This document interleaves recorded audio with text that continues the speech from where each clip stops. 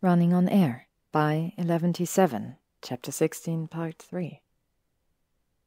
The apartment is cold. Now that September is truly underway, the last of the summer warmth is quickly dissipating. Harry unlocks the door and pauses before he steps into the apartment. White walls, floorboards, empty counters. A room stripped bare. There's nothing here. With a pang of sadness, Harry remembers the trailing roses of Asturia's garden, the smell of sugary pastries baking in the oven, the crackling music of the wizarding wireless. It's been a while since he visited Astoria and Matthew. Harry closes the curtains. White, he thinks, staring at the material as he slowly draws it across the window. Why is everything in this place white? He steps into his bedroom. The same bed he and Ginny slept in, neatly made with white sheets and cream-colored covers. His bedside table. Nothing on it except a glass of water and a book. Flowers of Algernon. The only personal thing in this damn place. The only interesting thing, and he stole it from Draco. He really doesn't feel like company tonight, but he promised Ron and Hermione. Harry removes his work robes and hangs them up, then stares blankly at his wardrobe for a long time before closing the door. He's gotten used to not wearing robes, especially during the last 3 weeks. But jeans and t-shirt during the impromptu road trip. Draco had purchased far more formal clothes and kept them neatly pressed, regardless of what godforsaken time of the night they were driving. The observation had made Harry smile at the time. He doesn't particularly feel like smiling now. He leaves the bedroom instead, walking to the front door, hearing every footstep echo around the empty room. By the time he's arrived at Ron's and Hermione's, it's a little later than he'd thought. The clock chimes 8 o'clock just as Hermione ushers him through the door. Her eyes are bright and there's a faint flush to her cheeks. "Into the wine already, Hermione? For shame," Harry says, smiling, and she smacks his arm. "No, well, just a couple of glasses. We like something to drink. Oh, don't worry, I know how you like your alcohol. There's a bottle of oak-aged whiskey in the cellar." "Thanks." He steps into the kitchen. Ron's perched by the island counter, poring over a copy of Quidditch Weekly, Butterbeer next to his elbow. He spares a glance at Harry. "Late as usual," he says, grinning. They fall into conversation as easily as ever. Hermione leans across the opposite side of the counter, wineglass in hand, her eyes bright as she joins them as they reminisce about their Hogwarts days. The hours soon dwindle past. Long after they finish their dinner, they remain seated around the dining table.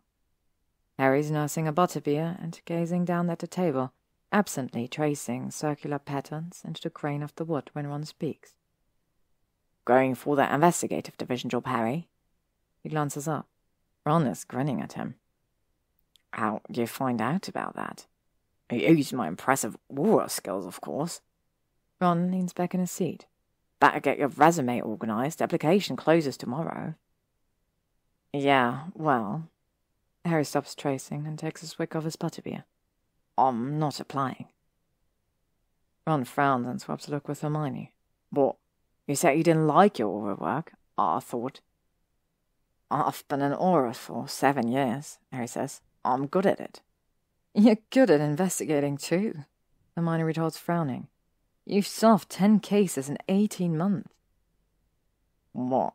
So should I just throw away 7 years of training?" "Nobody's saying that." Ron looks exacerbated. "Well, give yourself some credit. You'll probably move through the ranks pretty quickly. It wouldn't take as long to get a promotion. Holdsworth pretty impressed with you, especially after you solved the Malfoy case. That was brilliant, Harry." Harry doesn't want to talk about Draco Malfoy.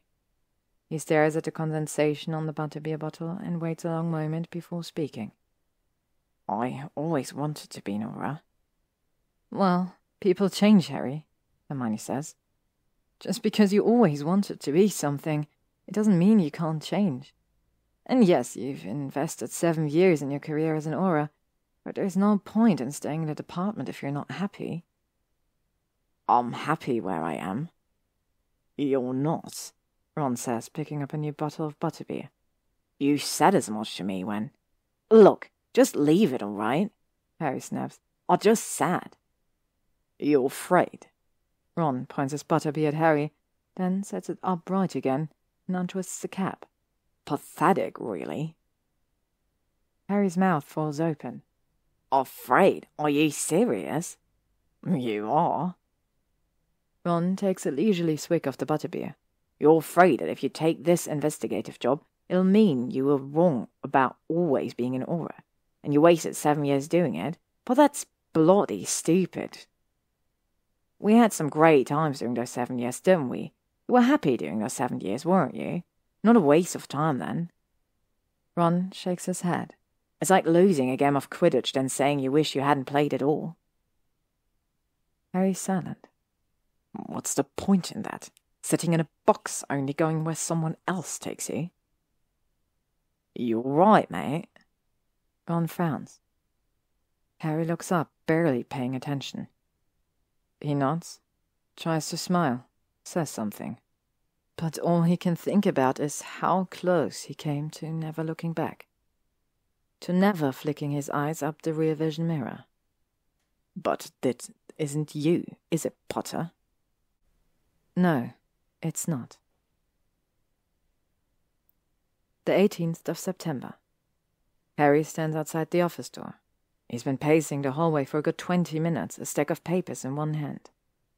Thrice in his restless pacing, he's nearly run into ruffled-looking secretaries. Can I help you? They ask him, and he shook his head each time. Somewhere a clock chimes noon. Harry takes a breath, straightens up, and looks ahead. He pauses a moment, then knocks sharply 3 times on the door.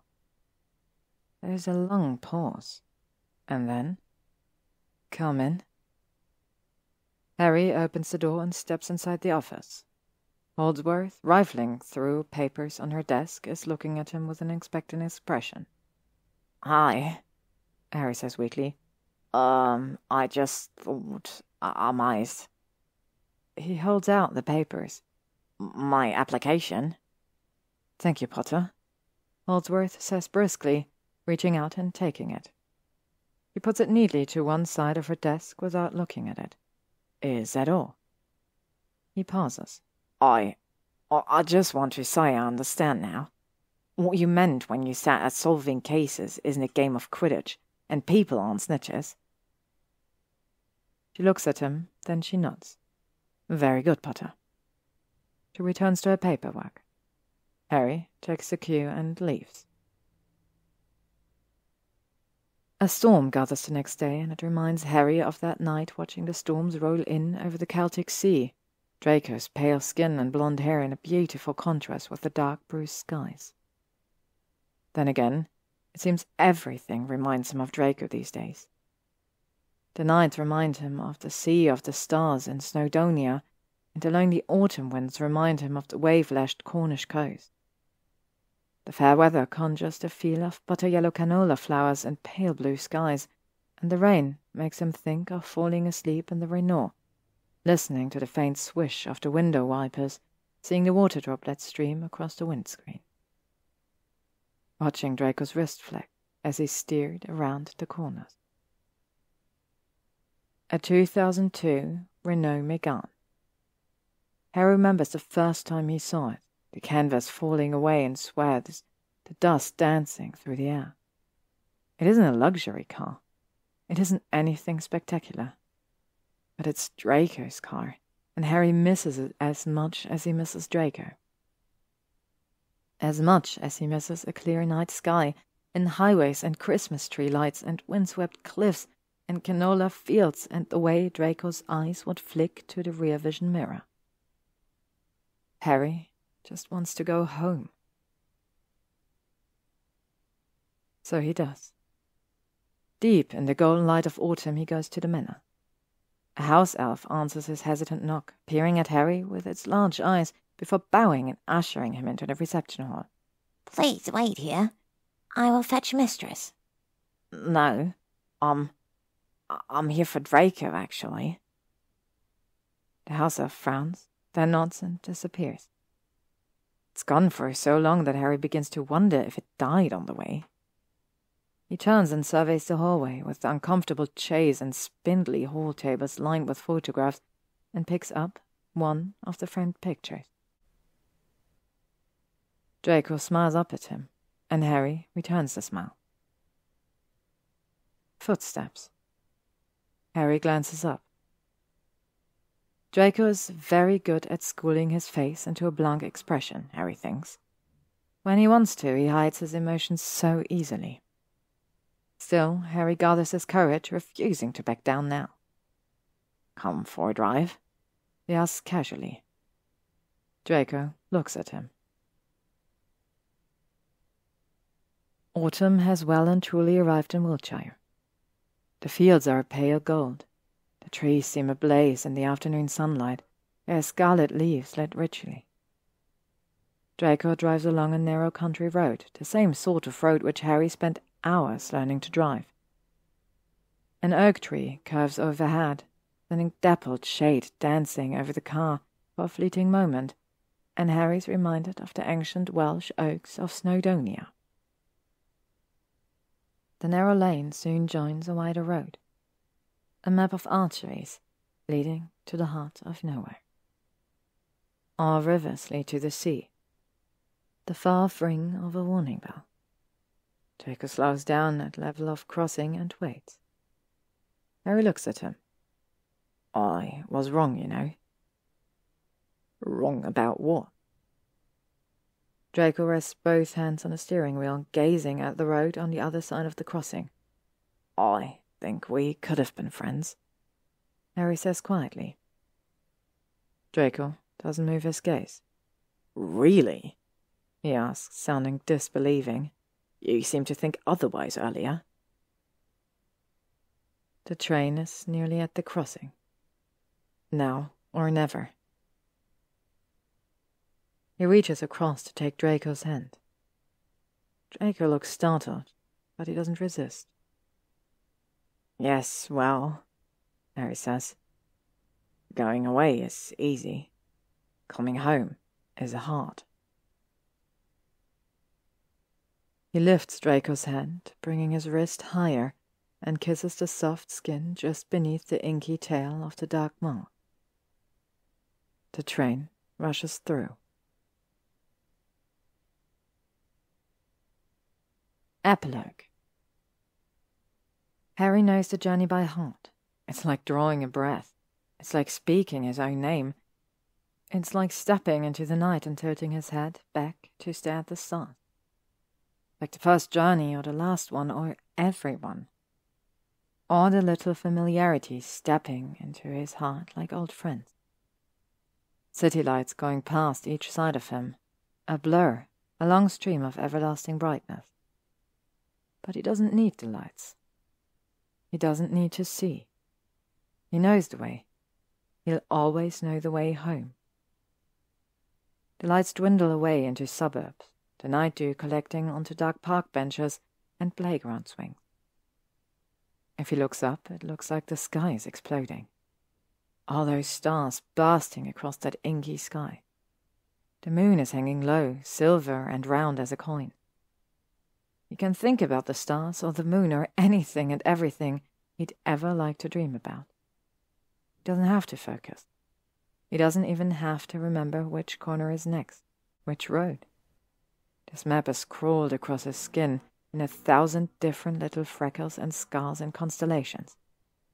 He doesn't have to remember a single thing. Turns a corner, the lights are petering out now. Turns another corner. Now there is nothing but darkness and the stars. The field's right there, and it brings back all those summer memories, all those times spent driving, and the canola flowers set heart-stoppingly bright against the sky, the color of a propane flame. He turns another corner. The bright summer memories fade, but it's all right. He's going home now. Straight ahead. No more corners. Just a long stretch of road that rolls on and on. The driveway gravel crunches beneath the tires of the car. It reminds Harry of snow, white and crisp and crackling underfoot. He always loved winter, and summers. One or the other, his friends would say. Harry thinks it's perfectly fine to love two things at once. The slam of the car door echoes once. He steps forward, making his way along the little meandering path, past the wildflowers escaping their beds, past the jasmine plants glowing white beneath the moon, to the front door, painted dark green, the same color as the ivy creeping around the sandstone walls. He opens the door. Light spills out, a soft glow. Harry steps inside, closing the door behind him. Across the room, flames flicker in the fireplace. Draco, curled up in an armchair with a book, looks up. "You're home," he says. Harry crosses the room, leans down and kisses him. "Yes," he says. "I'm home." Later on, in the deep darkness of the night, Harry dreams of the long highways and dark fields, the endless roads all leading into a dawn the color of canola fields, the color of autumn leaves, the color of a lazy summer afternoon. He gazes into the bright blaze of the cloudless sky, then steps forward. As he stirs in his sleep, Draco pulls him close. The end. So, this was the wonderful story running on air by 11ty7. I hope all of you enjoyed listening to it as much as I enjoyed recording it. It's a story I just really love. I was so happy that I could record it. Special thanks, of course, to the author 11ty7 for giving me permission to do it. And I hope I will see you all very soon in my next story.